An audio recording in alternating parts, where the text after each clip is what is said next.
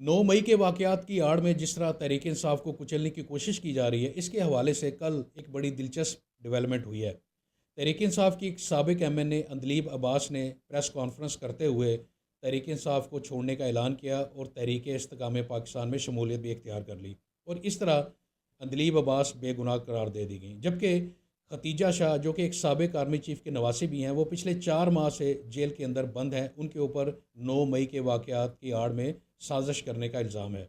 अब दिलचस्प बात यह है कि 9 मई वाले दिन कोर कमांडर हाउस की जानब जाते हुए अंदलीब अब्बास, जिसने कल प्रेस कॉन्फ्रेंस करते हुए तहरीक इंसाफ छोड़ी और बेगुनाह करार दे दी गई, वो और खतीजा शाह, जो पिछले 4 माह से जेल के अंदर बंद हैं, वो दोनों एक ही गाड़ी में थी।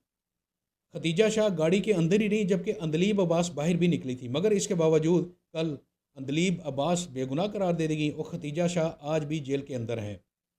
तो इससे ये ज़ाहिर होता है कि 9 मई के वाक़यात कोई वाक़यात नहीं थे, ये महज एक तहरीक इंसाफ के ख़िलाफ़ एक साजिश है, एक इंतकामी कार्रवाई है, और 9 मई को एक बहाना बनाया गया।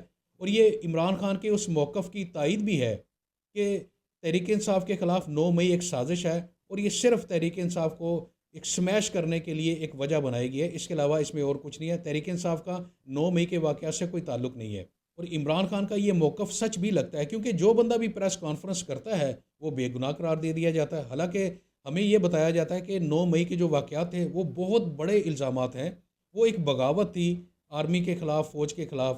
और जब माफ़ी देने की बारी आती है तो कोई भी बंदा उठकर एक प्रेस कॉन्फ्रेंस करता है, वो तहरीक इंसाफ से अपने आप को अलहदा करता है और बेगुनाह करार दे दिया जाता है।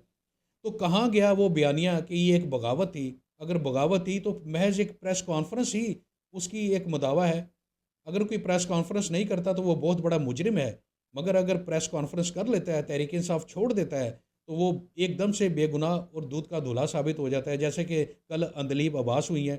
हालांकि अंदलीब अब्बास और खतीजा शाह 9 मई वाले दिन एक ही जगह पर एक साथ थी, मगर एक आज जेल के अंदर है, जबकि अंदलीब अब्बास को कल बेगुनाह करार दिया जा चुका है।